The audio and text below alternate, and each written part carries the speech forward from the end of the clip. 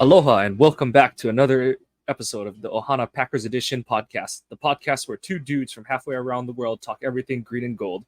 I'm Mike, and that's Iowa Joe. And today we're going to preview the Week 8 game against the Vikings as the Minnesota Vikings come to Lambeau. Joe, um, not much positive thoughts at the moment, but anything you're looking forward to for this game in particular? Am I looking forward to any game so far this year? uh, I mean, it's a rivalry game, so it's always gonna be tough.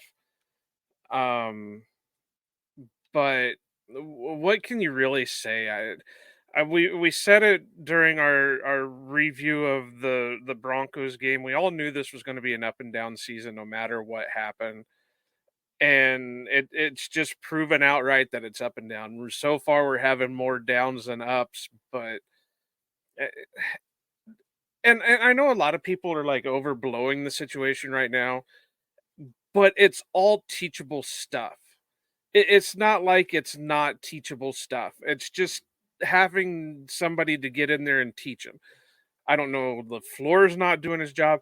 I kind of mentioned something earlier that maybe Stinovich needs to spend a little bit more time in the offensive line room instead of worrying about the offense overall. I but I mean, we'll talk more about this in a minute or two. But I think it's all teachable stuff because they're all athletic enough. It's not like Jordan Love doesn't have an arm. I mean, he has the ability to be the next great one, but he's got to be able to rein it in. Yeah, that's where Tom Clements and Matt LaFleur have to sit there and say, all right, this is what you need to do. We need to work on this, run through drills. Uh, reach back. Clements needs to reach back into the Mike McCarthy QB school like they did with Aaron Rodgers and say, all right, this is what we need to do. You need to do your footwork. You need to read your progressions a little bit better. But all like I keep saying, it's all teachable stuff. So it's only going to get. What's the old saying? You got to hit rock bottom before you hit your stride. So that's basically where we're at right now. Yeah, and the other one I used is it's going to get worse before it gets better. And the only question for a lot of Packer fans is how much worse at this point. I know, like you said, there's a lot of people who are, they're totally in the midst of doom and gloom. And I mean, it's understandable when this team hasn't, like Jacob Westendorf was saying on Pick Six the other day. What can you point to that's a good thing that this team has done consistently this season? And it's that kind of lack of relevant recent proficient play that has a lot of people down in the doldrums. But um every week is a new opportunity for a bounce back. And I mean, any given Sunday the team can look good. Like you said, they're not, they're playing poorly because they're making a lot of mental and physical errors at the same time, but they're coachable things. It's not like they're just so talent deficient that, you know, they're playing like one of the worst rosters in the league, but I don't think talent wise they are a bottom third talent wise roster in the league. I think they're closer to mid tier. It's a matter of guys at the right positions making plays and such. I think you did a good job touching on that, Joe. It's just the slow climb. They've been in free fall for a few weeks, so there's a lot of mountain for them to get to climb back up to sea level at this point. But for a lot of modern Packer fans, they're not used to it. I mean, you listen to the older Packer fans. Oh, well, you guys didn't live through the 70s and 80s. Well, no, we didn't, because we're so used to team building and stuff like that, where we've had success for a long time. Well, yeah, I mean, even look at the Patriots right now. They were a dynasty. What was it? 8 Super Bowl appearances, 7 rings or something like that. And now they're bottom feeders because they're struggling trying to put a team together. Well, this is where we're kind of at when you decide to go all in on teams. And we're kind of getting that right now. We don't really have the cap room at the beginning of the season. We really didn't have the cap room to move anything. We didn't have the draft capital to really move anything, and now we're kind of reaping what we sowed for going all in. So yeah, it's just something we're gonna have to go with stride. Now, come next year, if well, let's say this: we've said from the beginning that if Jordan is still making the same mistakes at the end of the year that he was at the beginning of the year, then maybe we need to look at something else. But if we're still in this downhill slide going into next year, then maybe there needs to be a revamping kind of all over the place, not just player Yeah. wise, but coaching staff wise and stuff like that. No, absolutely. That's the beauty and the curse of having 11 more games to go is you're hoping that at least some of these, if not most of these issues that you've been talking about, and we've been talking about for the past month, basically, you hope that some of them start to iron themselves out, or you find solutions, or you decide that and this isn't even talking just about quarterback and Love. This is any position on the roster. You just start to, an answer is we don't have anything at that position, and it's not a great answer to hear from a team or fan perspective, but if you are able to determine that, then you have a path to improving your roster, and that's all the function of what this year is about. And the struggle is that they have to also determine if Love is the guy while they're doing a revamp of a bunch of the roster. But complicating things in that field this week, they're making a bunch of moves in the secondary because Darnell Savage re-aggravated his shin injury and Stokes pulled up lame on punt coverage. And so both are headed to IR. Both are eligible to return this season. LaFleur made it sound like the team is basically putting them on IR to give them the 4 weeks to get fully healthy so that they're not being overly aggressive with their rehab, and that they do expect both guys back this season. But it does create a roster churn that the team is going to have to survive at this point. To counteract that, they brought up Corey Ballantyne from the practice squad to the 53 man. I know that you and I kind of messaged back and forth about it, but looking back on it, as much as I thought they needed to bring up a safety, it makes sense that they signed Ballantyne because he was out of practice squad elevations, game day elevations. So the only way they were going to be able to play him is if he was on the 53 man, and they signed cornerback Robert Rochelle off of the Panthers practice squad. Rochelle was a Rams draft pick back in 2021, a 9'9" RAS guy, basically. Just a uber athlete who is a raw cornerback prospect, but he honestly is kind of like what Stokes was, tested better in certain in the agility drills than Stokes even did. So of course this is his third team that he's a part of, but never know, maybe just like Razul, not saying that he's going to be Razul, but just like Razul, sometimes you just have to get in the exact right situation to find your way in this league. And not saying that Rochelle will, or even Ballantyne will, with extended play time, but who knows? They're just looking, like I said, they're looking to they're playing musical chairs with some bottom of the roster spots, and if anyone who can prove that they're worthy of finding a seat when the music goes off, that's better for the Packers moving forward. And then taking Ballantyne's spot on the practice squad, they signed Zion Gilbert. And then as far as practice goes, obviously Savage and Stokes did not practice. And other than that, the Packers were relatively healthy. Devondre Campbell returned. Aaron Jones stretched but did not participate. And then Musgrave and Josh Myers were the only other DNPs. So a lot of guys on the injury report, but most of them practiced. So that is a good step in the right direction, hopefully, in that regard. I don't think anything's going to change the rest of the season. I think we're still going to have the same issues with Aaron Jones, that they're just going to keep him listed as limited for the most part, because hamstring injuries are kind of like back injuries. They never really go away. Musgraves is a little bit interesting because I know he finished out the game. Then they said when he left the locker room that day, he was in a walking boot. And so was in it today at practice, too. At Wednesday's practice, he was on the side in the boot as well. So so they've never really, as far as I know, they really never said the extent of the injury. Yeah, they didn't even identify if it's high or low. They just LaFleur kind of alluded that he's hoping it's a shorter term, but didn't really shed any more light than that. So you just kind of And hold your breath on that one. I know Zane Anderson, they finally found him. He was a full participant in practice. So I, they're banged up. I think that's one of the big issues of having these athletic freaks as players is, the human body can only handle so much, and these guys are, above and beyond what a normal human body can take.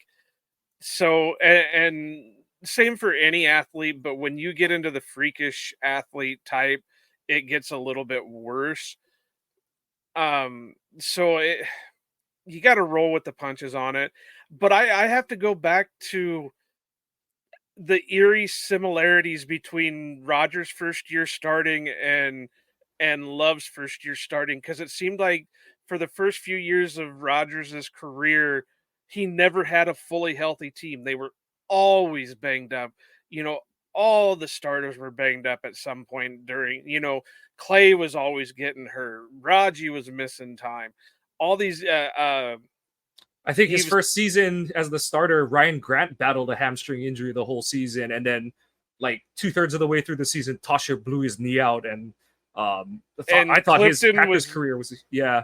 Yeah, and Clifton was missing time and shit like that. So, but it's just amazing the uh The parallels. similarities. Yeah. Yeah. So I'm not too worried so much about the injuries.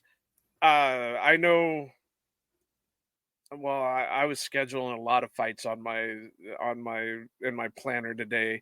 I told Dan Kotnick I was going to throw down with him because he was sticking up for Josh Myers for staying around, but yeah, he seemed like he was ready to cut ties with Eric Stokes, and it's like I it just I can't be done with Stokes because this is only year two, and this is just dumb luck injury right now. And Yeah. it's not like this one's a major injury. It's just a Yeah. ticky tack injury that he pushed back. The original, they're pretty straightforward with what's going on with him. He just kind of tweaked his hamstring, doing something stupid. I don't think he should have been on special teams, I think they but needed to get his conditioning some way, kind of thing, and all. And I saw people complaining about it, but it's like it's and everyone's like, "Oh, why didn't you just start him?" But I was like, it's hard to rotate a corner in and out if you're not in a, if they're not going in a sub package. So I do understand just trying to get him get him with live contact reps and things like that. It's just a bummer. The only concern I have is because I don't know which leg. I'd have to watch the play he pulled up on, but you hope that his hamstring isn't giving out because it's like a overcompensation for him trying to get back from the foot injury and stuff. That's like I those are like the two far apart dots that I'm like worried about connecting. But otherwise, you're right. Like it's a hamstring pull and they're par for the course for Green Bay. And it just sucks that Stokes is, he's come back from a pretty bad foot, a Liz Frank injury is nothing to, just shrug your shoulders at. So I hope he can get back soon and that he'll get over this hamstring. But yeah, it's just a bummer for him because I know he's been working really hard to get back on the field for this team.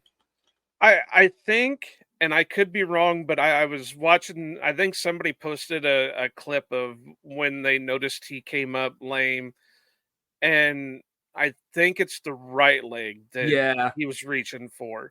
So I don't know. I don't remember which leg they said or the foot that he injured originally. So I just know the right hamstring is what it looked like he was grabbing at. yeah, So, but that's the same with anything. yeah. And so far, it looks like, Christian Watson, I don't think he was limited today. I think he was full participant. Well, that's great news considering they thought, it was going to be a major injury that he suffered. It looked Jaden bad. Jaden Reed is the same way. I mean, with the way his injury looked, you figured he was going to be done, but That's twice. That's twice this season. Jaden Reed's looked like he was getting carted into IR because week one I thought he blew his knee out at the end of the game, and then on Sunday I thought he broke his leg basically on that screenplay and Well, stuff. and So yeah, Devontae Wyatt's the same way. He was carted yeah, out, but yet he was considered a limited participant today. yep. So that means it's not as serious as they thought it was. I now is he going to play Sunday? I don't think so, unless something really, it really clicks that nothing's major and he can go. But I just have a feeling he's not going to play. But I think we've talked injuries long enough. I'm getting kind of sick of them. So. Well, Now, as for the guys that they signed, you said it with the Raz for Robert Rochelle. Um, I I'm kind of interested in that one because he was in the Rams system for a bit, and it's similar to what the Packers do run. So that's an interesting one to pick up. He could come in and make a splash. Who knows? I it could be almost instantaneous that he's going to see playing time, being that there is that similarity in the system that's being run between the two. It's just whether or not he can get the reads down. I was it Mafi or one of the other ones that Mafi said, really liked him. Mafi really well, liked him. not just Rochelle, but they were talking about Gilbert too. Hmm. That he was a somebody they liked coming out. So, hey, it's that time of year you just kind of pull from a pile and hope you get somebody. Now I still kind of hold out hope that they will come up and make some kind of trade before the deadline to bring in. I'm hoping a safety. I know the dream is that they go out and get Justin Simmons and Josie Jewell, but I know I'm going to get a lot of questioning about Josie Jewell, and it's not just because of bias with me, because he is a Hawkeye. It's more that we don't have the depth at inside linebacker anymore. I know Devontae practiced, Quay's practicing. McDuffie is McDuffie. I don't think he's ever going to be something, like this humongous superstar, but I think he's going to be a serviceable guy. Eric Wilson, kind of the same way. But then after that, there's nothing. Yep. Whereas if we can get Josie Jewell in there, let's say Devondre goes down again, because the ankle's not completely healed. You can rotate Jewell and McDuffie in and leave Eric Wilson out on Special special teams. teams and rotate him in if need be. But then you still got a three-headed monster there that you can rotate in at your inside linebacker. Now it's Yeah. just a pipe dream because I imagine they're asking a hell of a price for him. So send AJ Dillon out there for him, and I'll be all right.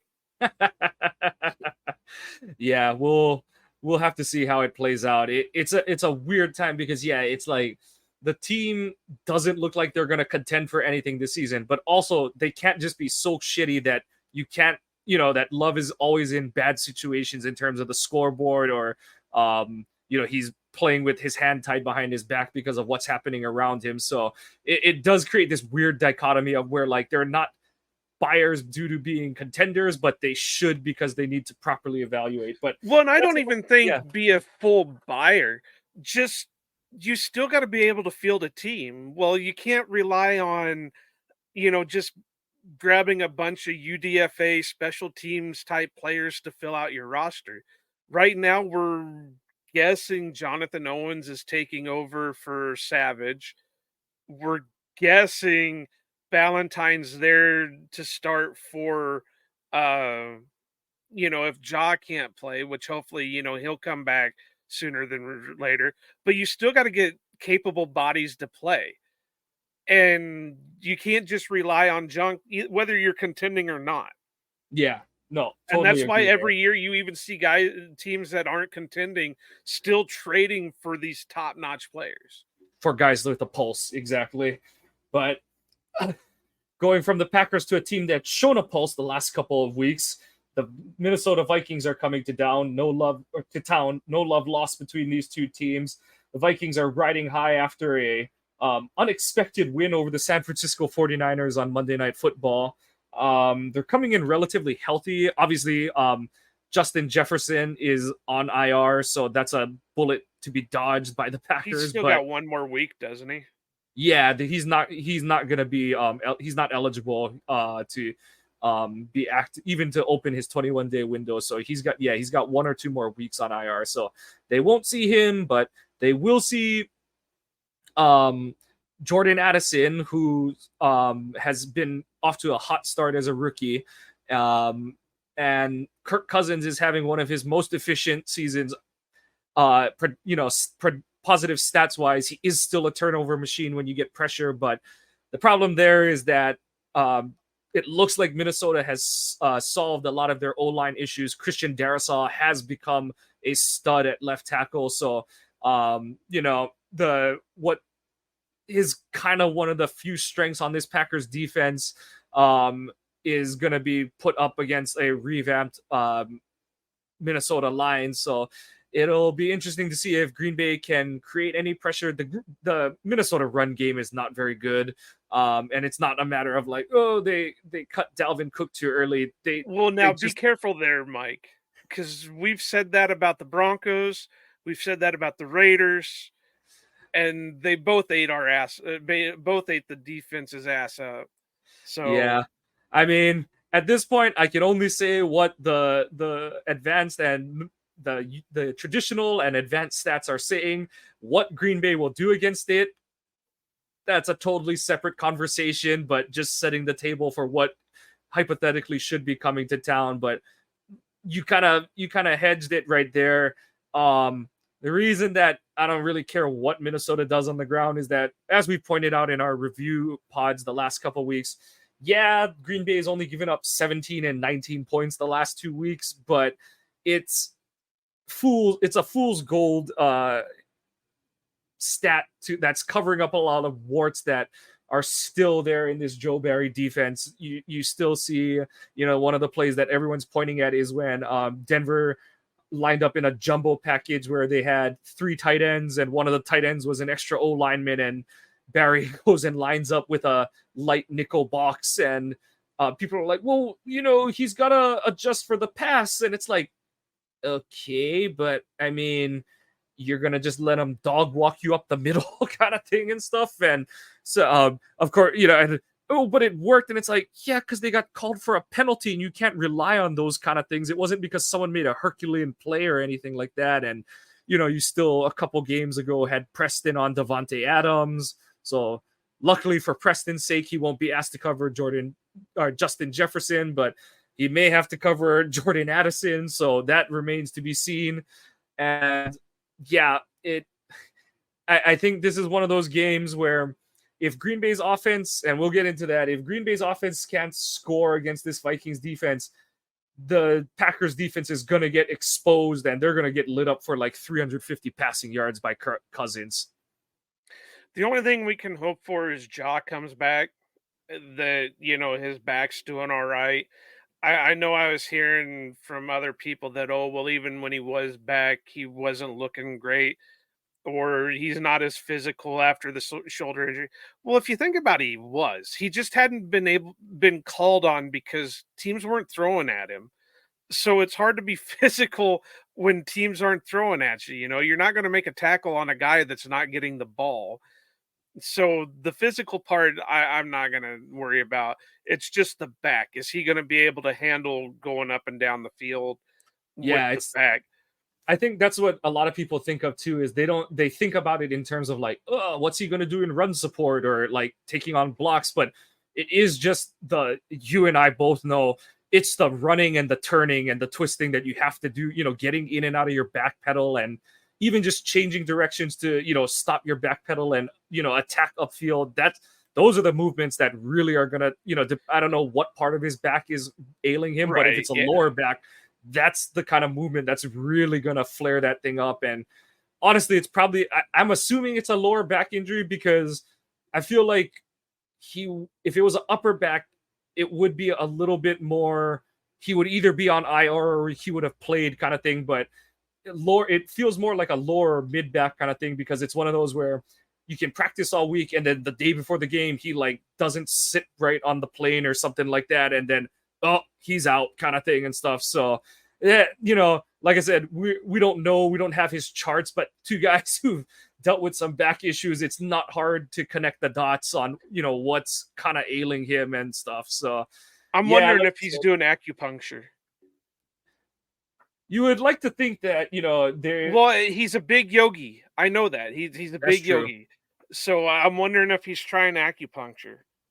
If not, Jair, go do acupuncture. It'll go Maybe they along with just you. haven't gotten to it yet. Maybe it's the flow chart. We've tried ice, we've tried heat, we've tried meds. Okay, acupuncture is next. Oh yeah. Well, like I said, I know he's big into the yoga stuff, but you would think along with the yoga, he'd want to try acupuncture with it.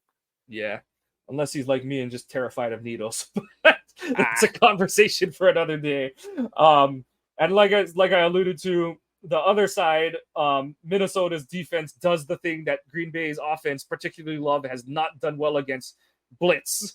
Flores, he, you read a lot of the tweets about the Vikings defense during games, and it's a lot of Flores, what is this? Because he's running cover zero against disadvantageous looks and stuff like that. But um, honestly, if you're Flores game planning, you're looking at this film and you're saying, okay, this O line on every play, someone is messing something up, whether it's a missed assignment, just getting whipped off the line of scrimmage, and it's a not a revolving, it's like a whack-a-mole where you don't know which guy it's going to be on any given play, but somebody, more times than not, somebody is blowing their assignment. So this O-line, it's one of those where, everyone's like, what do you fix? How do you fix it? And this is one of those situations where it's like, there is no quote-unquote easy fix. Guys just have to play better. Can they? That's the question they're asking about Rasheed Walker. Elton Jenkins, how healthy / how hurt is his knee? He doesn't look like the guy. And I know, like, oh, what if it's the ACL he tore? Nah, where he was at the end of last season, he was moving pretty well. For a guard, he was moving pretty well laterally. It's like the one play that's circulating is he couldn't get the reach block on a stretch zone play. The D tackle lined up over him, went right around him, and that's a sign of a guy who's like trying to slow play it because he knows he can't change directions in a phone booth kind of a situation. So he's got to get healthier, and who knows, we talked about it. I know you've pushed more the idea of it more than I have, but Josh Myers was a DNP today with the ankle injury he suffered in Denver. And, obviously there's a couple more days of practice. I don't know where Myers sits on the list of guys who could play without practicing, but if he misses, God, no. But if he misses the game, you likely see that they kind of, I believe the team tipped their hand as to what they're going to do. Zach Tom is going to play center and Yosh Nijman is going to play right tackle. So, and I'm assuming that's what they're doing in practice with Myers missing time. So I don't know. I saw Yosh was on the injury report too. Yeah, I know. I just saw that as well. So yeah, it's not a lot of bright spots right now. He's just jumping too hard, trying to block PATs because that's all he's allowed to do at this point. Yeah, but they've got guys. I mean, that Tenuta is due to come back at some point. Caleb Jones is their other big guy that they're in love with. So it's not like they don't have tackle options. The spot that they don't have options for is the inside of things. I have a feeling if Myers can't go, then you'll see Michael Jordan get one of his practice squad call-ups done. They'll run Tom at center. Yosh will be right tackle. Rasheed would be left. Although I think I would try to reverse that, even though it might screw up Rasheed a little bit more. But you at least know Yosh is going to hold up at left tackle a little bit better than what Rasheed has been doing. And again, I'm not going to downplay Rasheed. You got to remember this is only his second year and his first year seeing extended playing time. I don't think he was active at all last season. So yeah, right. Especially in that regard. Yeah.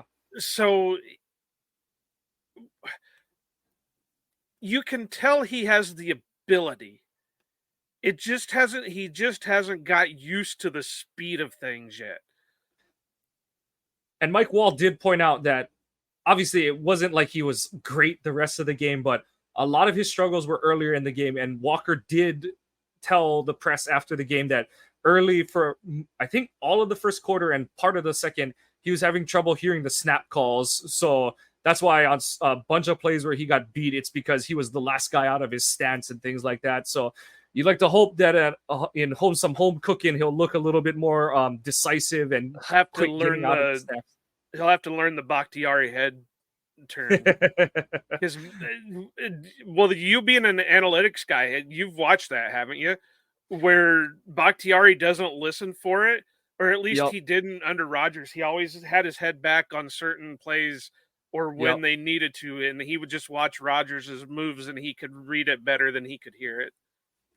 Yep. So it's one of those that a lot of linemen don't like to do it. Bakhtiari is one of the few who does prefer to look because, like he said, he thinks that it's worth more to get off as early as he can on the snap of the ball than it is to see where and he's going on the assumption that because he's a tackle, the guy he's blocking is the guy that's to his, since he's the left tackle, the guy he's blocking is either right in front of him or immediately to his left. So it's one of those where it's kind of like, it's not coached, but if you're good enough, you can do it kind of thing. So it would be interesting to see if that's a trick that Walker or any of the O-linemen pick up. But yeah, it just shows how special Bakhtiari is. I still think is when he's healthy.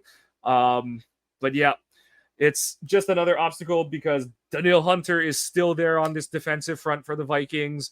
And like I said, they're bringing a lot of some exotic and some just jam 8 guys at the line of scrimmage and bring them all kind of looks. So it's gonna be a tough one for the Packers. They're gonna have to, Love's gonna have to process pre-snap. He's gonna have to help make line calls, especially because, like I said, if Myers isn't there, Myers is the one who's usually making the line calls. So Love is gonna have a bigger hand in this game. And yeah, well, I think that's been part of the problem. Is Myers is the one making the line calls, and here's the. We were kind of talking about it earlier, where I said I think Stinovich needs to spend more time in the offensive line room because I want to say it was Andy Herman, but I could be completely wrong on that one too. Showed the progression of offensive linemen for the last 3 years, and or their grades or whatever grades he was using have all declined over the last 3 years. So there's only 2 things you can do. It's obviously not the talent has gotten worse because we've retained most of the same people. The only different spot is Nyman was at left tackle and not Walker. Otherwise, all the rest of them were out there on, Tom was at right tackle, Runyon was at right guard, Myers was at center, left guard was Jenkins when he came back, and then Nyman at left tackle.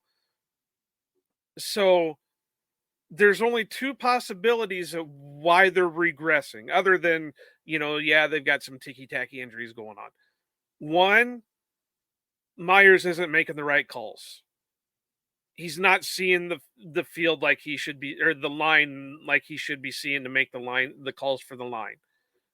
And 2, they're not, and I hate saying this because I know Luke Butkus would probably eat me alive if I looked at him cross-eyed. The coaching isn't there. And the only thing that's changed coaching-wise is Stinovich is spending more time as the offensive coordinator than he is as the offensive line coach. Yep. And that's always the gamble you take when it's like you try your best to keep a guy. Is you only have 2 options. You pay him more, you promote him. And that was kind of part of the gamble. Is it's like, and I honestly, when Stinovich got promoted, I didn't think it would be as big a deal because yes, obviously he has the title of offensive coordinator, but it's still LaFleur's offense. And I know that LaFleur, in part, because he's the head coach, he has responsibilities on all sides of all phases of the game, but it's his offense. And Stenovich, not to not to say Stenovich does nothing, but Stenovich is like a more of like a glorified secretary kind of thing in terms of what Well, and he does. he's a rover. Yeah, He doesn't just stay in one room. He's going to go talk to the quarterbacks. He's going to go talk to the running backs. He's going. Whereas before he took over the offensive coordinator, he was strictly offensive line. yep, So that's where he stayed. yep. So, like I said, nothing against Luke Buckus. I think he's a heck of a guy, a heck of a coach, but there's something lacking in that room. Yeah. Whether and their best time was when the two of them were both in that room. Yeah. So maybe, like you said, maybe just another hour a day is what's needed, but they got to do something about it because like you said, these are a lot of the same guys, and for all of their play to fall off, there's a disconnect somewhere in there. But Especially a guy like Runyon, when we know that Runyon's been one of the most stout guys on that line for the last 3-4 right, years. nothing special as a run blocker, but just a one of the, I'll say it, he's one of the premier pass blocking guards in the past, his whole career, his time in Green Bay. And now he couldn't block he can't block a parking lot balustrade. Like, that's how bad he looks on certain plays. So yeah, there's something going on that they have to rectify and on the O line, because without O line play, they can't run the ball, they can't pass protect, and that means Love, is rushing through everything. So no better week to get it done, like I said, than this week, because you're facing a defensive coordinator who likes to blitz, and that would be a great time to get it figured out. But that's really it for the cap of the Vikings. Like I said, it's a pretty meat and potatoes game. We're gonna find out what Barry's really got in his back pocket. I think both of us agree it ain't much, and we're gonna It's going to be see. a blood and guts game because it's Yep. a rivalry game. So it's always the big question is, how many purple jerseys are you going to see in the stadium? I don't even want to go. I don't want to touch that because it it's gonna it'll no matter what happens, even if the game, even if it starts out 80-20, proportion wise, the purple just stands out so much that anyone who looks at it, at some kind of picture of it, is gonna be like, they let him in and stuff like that. Well, no, And I get that, but if it yeah, ends up like the the Lions Lions game. game where you're getting more Lions than you are Packers, that's going to screw things up because that just took away your home field advantage, and the noise is going to be worse for the offense than it is for the defense. And that's, that ties into the team's bad starts.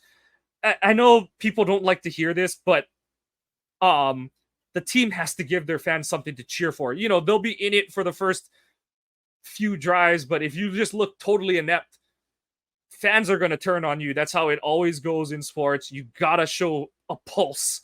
And the trend the past, basically since not even, I can't even say when it was there. They've scored 13 points in the first half all season. So, the next touchdown they score will be the first one at home in the first half. So they got to get something going, and there's no time better than now. So, what you got for our over unders, Joe? Because I think we're just gonna keep saying the same. We're gonna up the over under on how many times we talk about the same things of what's dragging the Packers down. But for the game, the actual game on Sunday, what you got? Well, that's what sucks about what's going on right now, because it sucks for content creators like us, because it's the same rhetoric every week. And even now with over and unders, that's pretty much the same thing. It's the same rhetoric every week. And and Nick and I were talking about that last year. It just seemed like every week we were running the same over and unders because it fit perfectly. So my first one obviously is going to be 9.5 carries for Aaron Jones. Ooh, I'm gonna say under. I just think that he's still hampered, and they're gonna just keep him limited until until he does pass it, I'm not gonna say over at this point. I think they'll shock and go for 10 flat carries. So my next one, again, I don't want to put this kind of bad juju on it, but it is, something that I predicted early on and whatever. So we're in that stage of it. He's just got to correct it. Over under half an interception for Jordan Love. I think it's going to be over because of the kind of defense he's playing against. I'm not necessarily saying that he's going to throw like bad ones, but I mean, all interceptions are bad on some level. But I just think that because Green Bay is going to be playing from behind most of the game, and Flores likes to pressure, and this O line ain't blocking, I think whether it's one where Love gets hit as he's throwing, or he's going to just be rushed into a bad read, I think he's throwing at least one, maybe even two interceptions on Sunday. Yeah, I want to say over two, just because I think that's the point we're at now. Which show was I watching that they said this on? I can't remember. Was it uh Lombardi's Bar, where one of them said that the wide receivers had a players only meeting, or had a players only meeting at some point this week. So maybe, obviously, they don't have the veteran leadership to go in and start cracking heads, but maybe it did them good, because, like we've talked about for the longest time, it seems like these wide receivers aren't running the routes that they need to be running, or they're running the same route when they should be running different routes, and they're all ending up in the same place. With that said, I still think it's going to be over, because, like you said, he's going to be rushed into something, or a receiver's going to run a wrong route again, or, whatever. So, yeah, I got over on that. My last one, over under half a sack for Rashawn Gary. He'll get one. I think he'll get one. He was shut out against the Broncos, wasn't he? He was, but he was getting pressure throughout the game. Like, I think he still led the team in pressures with like 4 or 6 or something like that.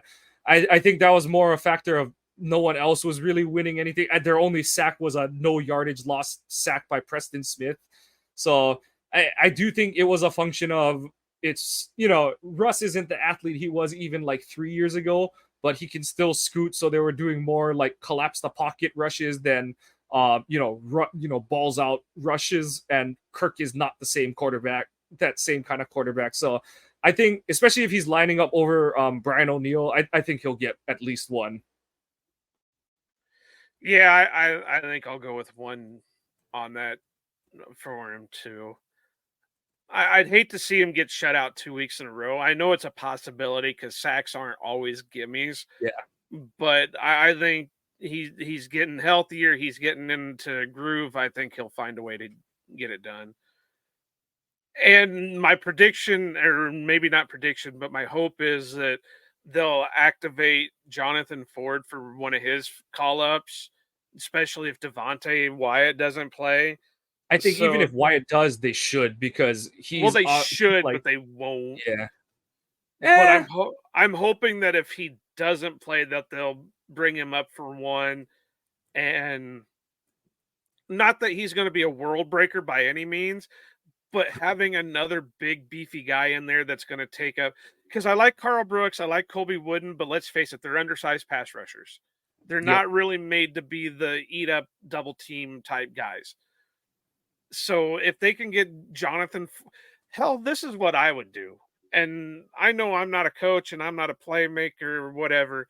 I'd put friggin' TJ Slayton and Jonathan Ford out there and run 2 down linemen, and then have your 2 edge guys and your 3 inside linebackers out there, especially if Devondre plays. Yeah, it's that's the thing too, is like, if you're gonna run a sub package line because of that's what you want to do, is run sub package all the time. But if you're gonna do that, you gotta have some beef out there, and that's the problem. Is like, Kenny is, he's like 314 or whatever they list him at. Devontae is just over 300, and that it's Slayton, but they don't have, that was why their run defense was pretty solid, in 2010, is they just had 1,000 pounds worth of D linemen they could throw out there, and they don't have that anymore. So yeah, that's a big part of it. And honestly, I know what you're saying, that it's hard to have like 6 active linemen on a game day, but if Wyatt is, because what did he last, like less than a quarter on Sunday? Even if he's active this week, he's not going to be healthier than he was going into the Denver game. So I think they have to hedge their bets against that. Or obviously, if he's inactive, they've got to call up Ford. But if he's active, I think there's a chance that he's called up anyway. Yeah, I mean, that's what I would see. And like I said, give Kenny a break, throw the 2 fat guys out there, and just let them wreck things. But, and I can say that because I am a fat guy, so it's not fat shaming. And on that note, I think we'll bring this one to a close. Just want to thank you all for joining us on this Week 8 game preview of the Ohana Packers Edition podcast. Please give us a follow on Twitter. I'm at Kawano Mike. Joe is at Iowa_Joe86. The pod is at Ohana_Packers. Also, follow, please go check out our website, ohanapackers.org. You can find the streams of the podcast episodes along with our blog posts there. Please give us likes and subscribes wherever you get your podcasts. Comment on the YouTube links. Give us any feedback on our posts on the website, on the podcast. We appreciate any sort of feedback. Like you said, Packers have to start digging themselves out of a hole, and you got to start getting the climb back to getting to 500. No better time to start than this week against the Vikings. And with that said, I want to say go Pack Go and Aloha.